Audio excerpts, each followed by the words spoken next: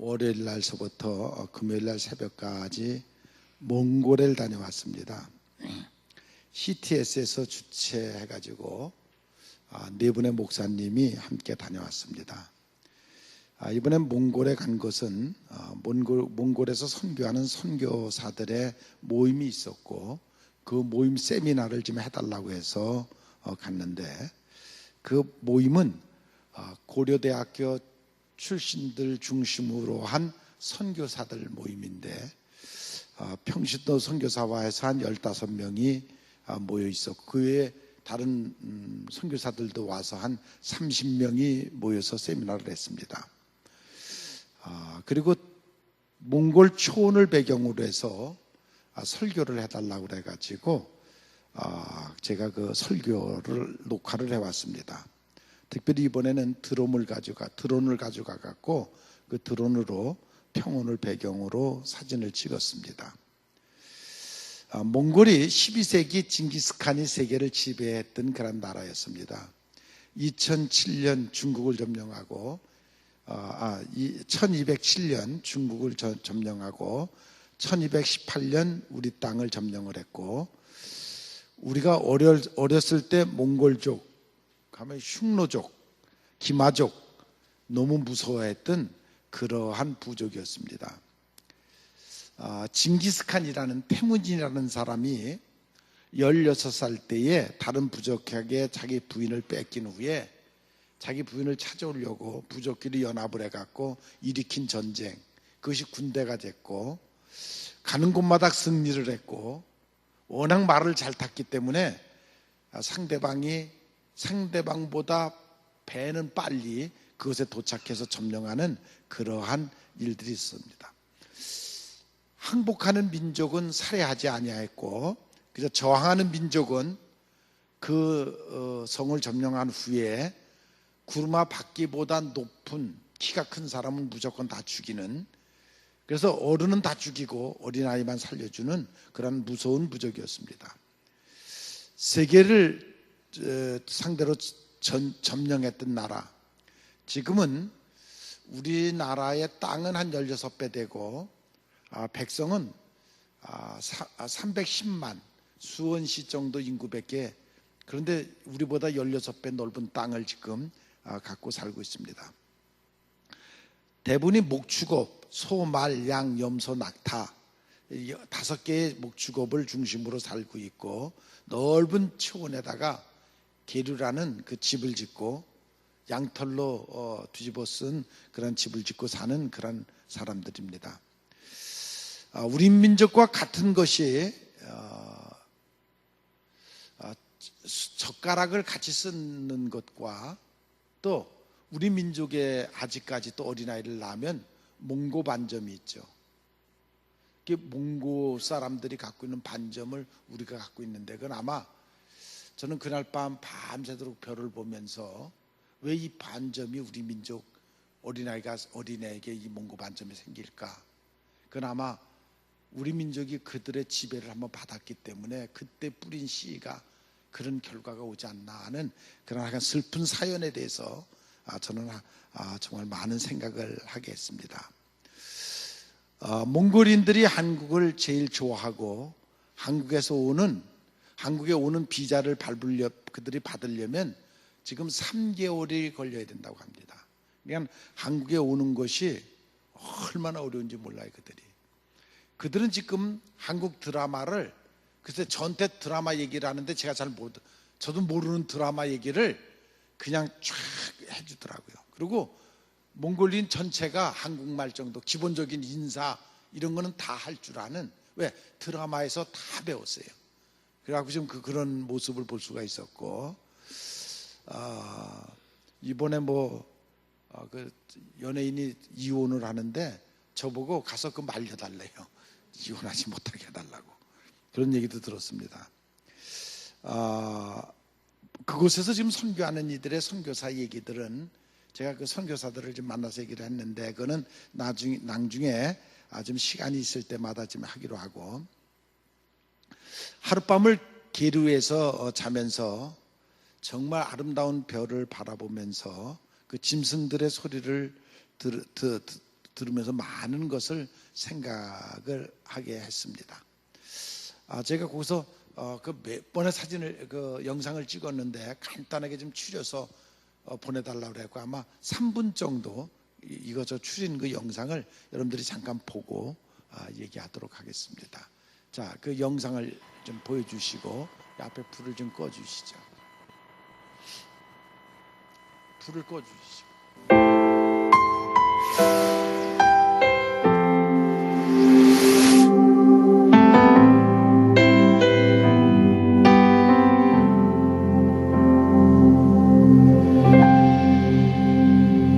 주 안에서 내 영혼 다시 태어나 이전 것은 지나고 새롭게 됐네. 오직 내 안에 오직 내 속에 공부하고 선교사들이 환경하는 뭔가 하는 것을 얘기하고 싶어서 오직 내 삶에 잘못을 깨닫고 동성이가 부모하신 교회를 지키고 그가 주인 되셨네.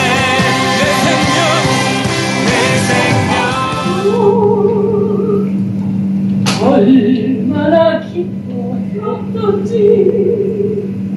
그날을 기억한단다. 한참을 돌아본 후에 너를 보낼 수 있었지. 이 궁궐을 땅에 보내신 하나님, 주님 이 땅에 구하시고 붙드시고 세우셔서 역사하여 주옵소서. 한반도 그게 지금 우리 현실이에요. 그날에도 아프리카 유나 파소에 가서 그 주민들을 응식하고. 안녕하십니까. 성남제일교회 이정원 목사입니다. 오늘 몽골에서 여러분들에게 인사드립니다. 오늘 여러분과 함께 나누고자 하는 말씀은 맹인이 예수님을 만나서 눈을 뜨게 된 그 내용을 좀 함께 은혜를 나누고자 합니다. 할렐루야. 이 몽골에 와서 불교 지역에 와서 수고하는 선교사님들에게 하나님의 위로가 함께 하시기를 바랍니다. 우리가 선교사는 우리가 예수 믿을 때 한 번 부름을 받았고 또 목사가 될 때 2번 부름 받았고 선교사가 되는 건 3번째 부름 받은 특별한 하나님의 은총을 받은 사람들입니다. 하나님이 뜻이 계셔서 여러분들을 아마 이 몽골 지역에 파송한 것 같습니다. 여러분 모두가 이 불교 문화권에 여러분들이 동화되는 것이 아니라 이곳에 와서 하나님의 생명의 말씀, 진리의 말씀을 전하는 그러한 여러분들이 되시기를 바랍니다. 내 맘에 그가 주인 되셨네.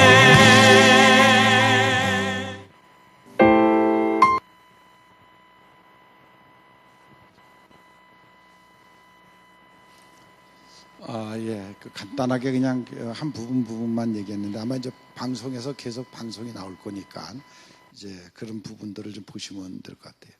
마지막 이 화면이 질이 좀 그래서 잘 안 나왔는데 밤에 밖에 길 위에서 이렇게 밖에 나와서 이렇게 보니까 별들이 정말 쏟아지는 것 같아요. 하늘을 가득 메운 별들이 쏟아지는 그런 것을 보면서 굉장히 감동을 했습니다. 몽골은 샤머니즘, 무당 종교의 나라입니다. 그래서 어떤 종교도 박해하지 않습니다. 각종 종교가 다 들어와서 활동을 해도 그대로 방관하는 그런 나라입니다. 아무튼 그 대자연을 중심으로 그 드론을 가져가서 이렇게 찍었기 때문에 아주 아름다운 화면들이 앞으로 계속 나올 걸로 봅니다. 오늘은 특별히 맥주 감사주일입니다.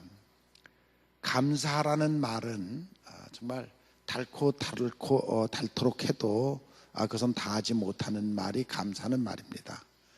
특히 자라는 청소년들의 마음속에 못이 박히도록 교육시켜야 될 말이 감사를 가르쳐 줘야 된다는 것입니다. 감사를 모르는 청소년들의 마음은 강팍해질 수밖에 없습니다. 그들의 심령 속에 은혜를 모르고 감사를 모르니까, 은혜와 감사에 대해서 생각하지 않으니까 그들의 마음이 갈수록 강팍해질 수밖에 없고, 그리고 그들이 이제 컴퓨터 게임에 빠져가지고 서서히 중독돼 가는 그런 모습을 볼 수가 있습니다. 현재 우리나라 청소년들의 59만 명이 컴퓨터 게임에 중독되어 있다고 합니다. 그 게임에 중독돼서 오랫동안 거기 빠져 있으면 그 뇌가 짐승의 뇌로 변해간다고 합니다. 감사는 사라지고 은혜는 사라지고 짐승과 같은 그러한 뇌로, 공격형 뇌로 사라진다고 합니다. 충격적인 예를 보면 의정부에서 아들과 엄마가 대화를 하는데 아빠가 그 엄마를 박해하고 그러니까 아들이 엄마한테 하는 말이, 엄마 조금만 기다려. 내가 조금만 더 크면 저 아버지 죽일 거야. 내가 아버지 죽여줄 테니까 걱정하지 말고 조금만 기다리라고. 그들의 뇌 속에는 이제 그런 모습으로 변해가고 있는 것입니다. 옛날에는 자살하는 애들이 증상이 있었다고 그래요. 자살을 하면 고민하는 모습이니 뭐 이런 모습들이 부모가 잘 살펴보면 제가 뭘 고민하는구나, 저놈이 저거 사고 치겠구나 하는 것이 그 예고가 있었다고 그래요. 근데 요즘은 자살하는 애들이 예고가 없대요. 이러한 시대를 우리가 지금 살아가고 있습니다. 왜? 그들의 심령 속에 은혜니 감사니 다 메말라 버렸고, 아니 그런 단어조차 그들은 기억하지 않고 있습니다. 이러한 시대를 우리가 살아가고 있어서 이러한 때 우리가 정말 자녀들에게 은혜를 가르치고 감사를 가르치는 것은 무엇보다도 중요한 것이고, 이것은 반드시 가르쳐줘야 될 단어들인 것입니다. 무엇보다도 우리가 하나님께 받은 은혜에 대해서 그것을 부모가 먼저 깨달아야 되고, 내가 하나님께 무슨 은혜를 받았는지 정말 그것이 부모의 마음속에서도 우러나야 되고, 그 우러나는 것을 자녀들에게 표현하는, 자녀들이 그것을 보고 느낄 수 있는 그러한 삶을 우리가 살아야 된다는 것입니다. 은혜를 받으려면 복음이 들어가야 하고, 또 그 복음에 대한 갈망이 있어야 되고, 그래야 우리가 겸손과 순종을 통해서 그 은혜를 받게 되고, 그리고 우리가 감사하는 사람으로 변해갈 수가 있습니다. 복음이라는 게 무엇입니까? 하나님의 소식. 마치 나만 장군이 병에 걸려서 죽게 됐습니다. 얘는 죽을 수밖에 없습니다. 그가 비록 장군이고 권세가 있고 군대를 통치하고 나라를 통치하는 그러한 장관이라 할지라도 병에 걸려서 죽을 수밖에 없습니다. 그러한 나만에게 보잘것없는 계집종이 우리나라에 가면 선지자가 있는데 거기서 한수만 받으면 날 겁니다. 그것이 나만 장군에게는 복음입니다. 보잘것없는 계집종이지만 자기가 잡아온 정말 노예와 같은 짐승과 같이 보잘것없는 그러한 한 계집종이지만 그 계집종이 하는 말이 나만 장군에게는 복음이 됐고, 그 복음을 듣고는 나만 장군이 순종할 때에, 정말 따라갈 때에 그런 나음을 얻었고 고침을 받고 구원받는 그러한 모습을 볼 수가 있습니다.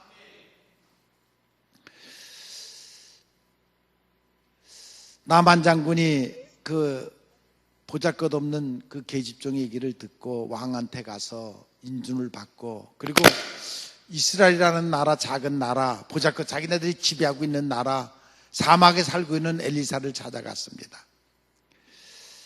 엘리사가 그 얘기를 듣고는 저 요단강에 가서 7번 씻으라. 그는 사실 불순종하려고 했습니다. 내가 그래도 장군인데 이 부하들 앞에서 나의 이 부끄러운 모습을 내놓고 목욕을 하라고? 그것도 7번, 한 번만 씻으면 되지 무슨 7번씩 씻어요. 이유가 많았습니다. 나만의 머릿속에는 이유가 많았고 자기 생각과는 전혀 다른, 자기는 정말 뭔가 대접해주고 뭔가 자기를 높여주고 그럴 줄 알고 왔는데 상황은 전혀 그것이 아니었습니다. 그래서 기분 나빠서 가자, 내 이거 그냥 내버려 두지 않겠다. 돌아가려고 할 때에 또 거기서 또 하나의 복음을 듣습니다. 장군이요, 우리가 여기 뭐하러 왔습니까? 온 이유가 당신 병곤 치료인 거 아닙니까? 그러면 한 번이 아니라 7번이 아니라 10번을 씻으라고 해도 씻어서 나으면 되는 거지. 여기까지 왔는데 뭘 내 생각에는, 거기 내 생각이 왜 들어갑니까? 여기 왔을 때는 내 생각으로 온 것이 아니라 하나님의 말씀 듣고 온 거 아닙니까? 그거 능력 받으러 온 거 아닙니까? 그럼 여기 이유가 뭐가 있습니까? 그 얘기를 듣고 나니까 그것도 복음이에요. 그러니까 그때서야 그렇구나. 그래서 결국 씻음으로 나음을 얻는 그러한 모습을 볼 수가 있습니다. 누가복음 17장에 보면 열문둥병자가 이제 예수님을 만나서 고침받는 그러한 모습을 볼 수가 있습니다.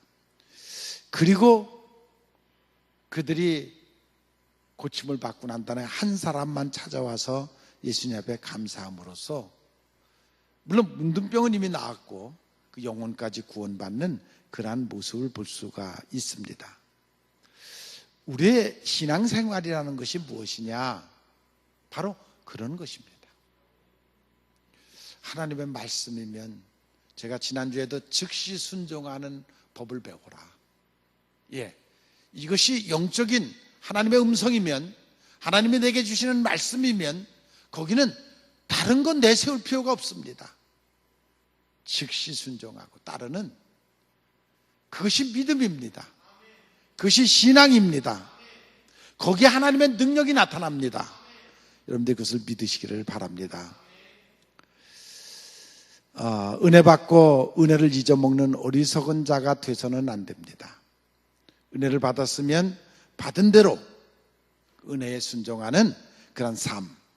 시편 23편에 보면 목자 생활을 하면서 여호와 하나님을 만난 그 다윗의 고백이 그곳에 쭉 기록되어 있습니다. 그는 전쟁터에 나가기만 하면 승리를 하고 나중에는 이스라엘의 왕이 되게 하셨고, 그래서 정말 모든 권세를 다 갖고 있을 때에 또 그가 범죄를 했습니다. 우리의 아내를 범하고 난 다음에 나단 선지자가 찾아와서 그를 책망합니다. 그것도 복음입니다. 그것도 물론 책망의 소리지만, 다윗을 책망하는 책망의 소리지만 그 소리도 다윗에게는 복음입니다. 나단 선지자의 소리를 듣고 그가 회개해가지고, 회개한 후에 구원받은 감격, 그 은혜를 시편에서 쭉 23편에서 고백하는 것을 볼 수가 있습니다. 내 영혼아 여호와를 성축하라. 내 속에 있는 모든 것들아 다 여호와를 성축하라. 그것이 바로 고백입니다. 그러면서 2절에 보면 그 은혜를 잊지 말자. 하나님이 내게 베풀어 주신 은혜를 잊지 말자. 오늘은 바로 그 말씀입니다. 우리가 하나님께 받은 은혜를 잊지 말자. 그 은혜를 잊어서는 아니 됩니다. 그리고 그 은혜를 잊지 않는다는 말은 그 은혜에 감사하라는 말씀입니다. 하나님께 받은 은혜를 감사하라는 그런 말인 것입니다. 그래서 어떤 박사는 믿음, 소망, 사랑 이 세 가지는 항상 있을 것인데 거기에 하나가 더 있어야 되는데 그것은 감사라는 말입니다. 믿음이 있어야 되고 소망이 있어야 되고 사랑이 있어야 되는데 그 모든 것 위에 그 바탕에 감사가 있어야 된다는 것입니다. 그 감사를 잊지 않고 그 은혜에 감사하며 살아가는 여러분들이 되시기를 바랍니다. 이스라엘 백성들이 애굽에서 노예 생활했습니다. 하나님이 그들을 구원해 주셨습니다. 그들이 그 은혜를 잊지 않았을 때는 복의 복을 받고 은혜 속에 살아갔습니다. 그러나 그 은혜를 잊어먹으면 그들의 심령은 강박해지고 엉뚱한 짓을 하고 결국 그걸로 인해서 그들은 또 어려움을 겪고 채찍을 맞고 고난을 겪는 그러한 그것에 반복되는 생활이 바로 이스라엘의 역사입니다. 그것은 마치 우리도 똑같습니다. 여러분들이 신앙생활하는 것도 똑같습니다. 하나님의 은혜를 늘 감사하고 심령 속에 감사가 충만해 있으면 하나님은 은혜를 더 주시고 그는 진리 속에서 정말 하나님의 뜻대로 살아가는 그러한 삶을 살 것입니다.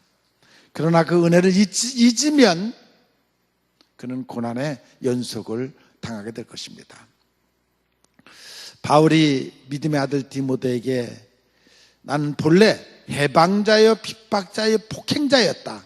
근데 예수님을 만나서 은혜를 받고 내가 죄인 중에 계속 죄인이었는데 지금은 구원받은 하나님의 자녀가 되었다. 나는 그 은혜를 결코 잊을 수가 없다. 여러분, 이것은 바울의 고백이 아니라 나의 고백이요 여러분들의 고백이 되기를 바랍니다. 은혜를 잊지 말자. 하나님이 내게 베풀어 주신 그 은혜, 또 많은 사람 중에서 선택받아서 예수 믿고 천국 가게 된 이 은혜, 그 은혜를 결코 잊지 않는 여러분들이 되시기를 바랍니다. 그래서 그런 사람이 항상 기뻐하라, 쉬지 말고 기도하라, 범사에 감사하라. 이것이 하나님이 우리를 향한 뜻이다, 바람이다 라는 것입니다. 마지막 순교하면서 하나님의 은혜를 잊지 않고 외친 사람들, 얼마나 많은 사람들이 그 은혜를 잊지 않았기에 자기의 목숨을 바쳐가면서 순교하는 그러한 모습을 볼 수가 있습니다. 여러분들이 하나님께 받은 은혜를 기억하십시오. 그 은혜를 잊지 않고 살아가는 여러분들이 되시기를 바랍니다. 정말 그 은혜를 생각하면 감격할 수밖에 없다. 깊이 생각할수록 정말 나 같은 거 보잘것없는 것을 사랑하셔서 예수 만나게 하시고 구원의 바늘에 쓰게 하시고 하나님의 일을 하게 하시니 깊이 생각하면 생각할수록 그 은혜가 감사하는 그런 여러분들이 되시기를 바랍니다. 주님이 말씀하시기를 저가 모든 죄를 사하시며 내 모든 병을 고치시며 내 생명을 파멸해서 구속하시고 인자와 궁일로 간을 세우시며 좋은 것으로 내 손을 만족케 하사 내 청춘을 독수리같이 새롭게 하시는도다 한 이 말씀, 이것이 주님이 우리에게 주시는 은혜인 것입니다. 그 은혜에 감사하는 여러분들이 되시기를 바랍니다. 그래서 그 은혜를 잊지 않고 사는 그리스도인들이 바로 성숙한 그리스도인들인 것입니다. 내 생각대로 되는 것만 은혜가 아닙니다. 여러분, 각자 생각대로 다 되면 나라 꼴이 뭐가 되겠어요? 아니, 교회 꼴은 뭐가 되겠어요? 여러분들 하고 싶은 대로, 여러분들이 되고 싶은 대로 다 된다고 생각을 하면 이 교회 꼴이 뭐가 되겠어요? 그것은 아니에요. 내 뜻대로가 아니라 하나님의 뜻대로여야 해요. 믿습니까? 하나님의 뜻대로 되기를 바라고 거기에 순종하는 것이 은혜예요. 그것이 신앙이에요. 마가복음 2장에 보면 우리가 너무나도 아는 중풍병자를 메고 와서 예수님 앞에 왔을 때 네 죄의 사함을 받았다. 그래서 그 심령의 모든 죄를 용서하시고 고침을 해주시는 예수님의 모습을 볼 수가 있습니다. 바울이 육신에 가시가 있어가지고 고쳐달라고 했을 때 그냥 예수님이 네 은혜가 족하다, 그냥 감사한 줄 알고 그 정도 가시는 네가 짊어지고 살라, 그가 그걸 은혜로 받아들였습니다. 그것이 신앙인 것입니다. 여러분들이 그러한 신앙을 갖기를 바랍니다. 하박국 선지자가 비록 무화과 나무에 무성치 못하고 포도나무에 열매가 없고 외양간에 소가 없다 할지라도 나는 여호와 한 분으로 만족합니다. 믿습니까? 정말 그런 마음 가지세요. 그냥 겉으로 아멘이 아니라 정말 여호와 한 분 한 분으로 만족할 줄 아는 그런 신앙이 되시기를 바랍니다. 사람이 상처받는 것이, 제가 다음 시가 이별이라는 시를 썼는데 그거 보면은 본래 이별이 존재하는 건 아니에요. 인생사가 만남과 헤어짐의 연속이에요. 그래서 거기에 사랑과 이별이 늘 부딪혀 오는 거예요. 그런데 10번을 사랑하고 한 번을 사랑하지 않으면 서운해요. 그리고 상처를 받아요. 그것이 인간의 모습이에요. 그것을 어떻게 채워주겠어요? 그런 인간을 어떻게 채워줄 수가 있느냐고요. 99번을 사랑하다가 한 번 서운한 소리를 하면 그것 때문에 상처를 받고 그것 때문에 이별을 고하는 그런 인간들을 어떻게 사랑할 수 있고 어떻게 그까지, 신의 마음이 아니면 할 수가 없는 거예요. 그것 때문에 불평을 하는 많은 사람들이 있습니다. 여러분들은 은혜를 잊지 않고 살아가는 여러분들 되시기를 바랍니다. 예수님은 여러분들을 사랑하시고 오죽하면 돼지 2,000마리를 희생하면서도 한 영혼을 구원하는 예수님의 모습, 그 예수님이 우리를 얼마나 사랑하는지를 그것에 잘 기록하고 있잖아요. 우리들은 한 영혼을 돼지 한 마리 값도 치지 않죠. 한 영혼 상처받는 거, 돼지 한 마리 값이 중요하지 한 영혼 상처받는 게 중요하냐? 지금 타락한 인간의 모습들 아닙니까? 내가 얼마나 말 한마디에 한 영혼이 상처를 받으면 그것이 얼마나 그것이 영적으로 무서운 것인가를 전혀 감지하지 않고 살잖아요. 그냥 내 욕심만, 내 생각만, 그것만 주장하고 깨달지도 못해요. 그러고 살아가고 있지 않습니까? 정말 어떤 때 생각하면 한도 끝도 없어요. 이거 어떡하나 하는 생각이 들 때가 너무 많이 있습니다. 이번에 몽골 갔더니 몽골 사람들이 한국 비자만 받으면 아주 이미 벌써 출세한 줄로 알아요. 왜? 한국에 와서 그래서 2, 3년만 있다 가면은 집 한 채 사고 막 그러니까 아파트 사고 막 이러니까 한국 비자만 받으면 이제 자기는 인생 출세한 줄로 알아요. 근데 여러분들은 한국에 살고 있으면서도 그 전혀 감사하지 않잖아요. 그 은혜로 생각하지 않잖아요. 예? 한국 백성 돼 갖고 한국에 살고 있으면서도 그 은혜로 생각하지 않잖아요. 나의 팔자만 해지 뭐냐기냐 그러고 살고 있잖아요. 근데 그 몽골 사람들이 한국에 올 수 있는, 잠깐 머물 수 있는 그 비자, 그게 3개월이래요. 그런데 자꾸만 이렇게 연기해 갖고 있으면서 그 벌금 물어가면서라도 있으면서 한국 비자만 받으면 큰 출세한 줄로 알아요. 얼마나 감사하는지 몰라요. 근데 우리는 한국에 살고 있으면서도 전혀 그 은혜에 대해서 우리가 감사할 줄 모르고 있지 않습니까? 자, 우리의 남은 인생을 우리가 어떻게 살아야 될 것인가 한번 깊이 생각을 해봐야 됩니다.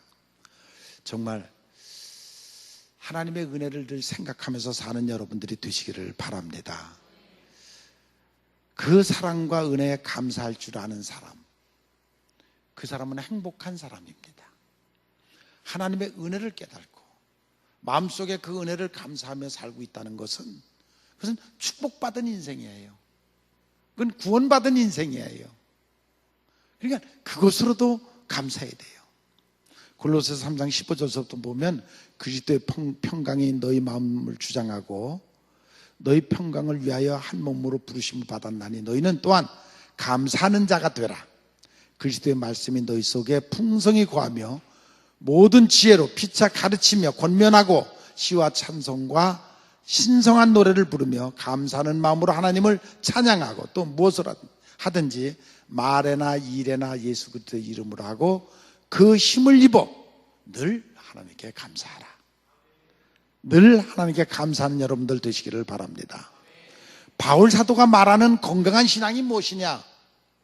항상 기뻐하고 쉬지 않고 기도하고 범사에 감사하는 것, 그것이 살아있는 영혼, 건강한 영혼입니다.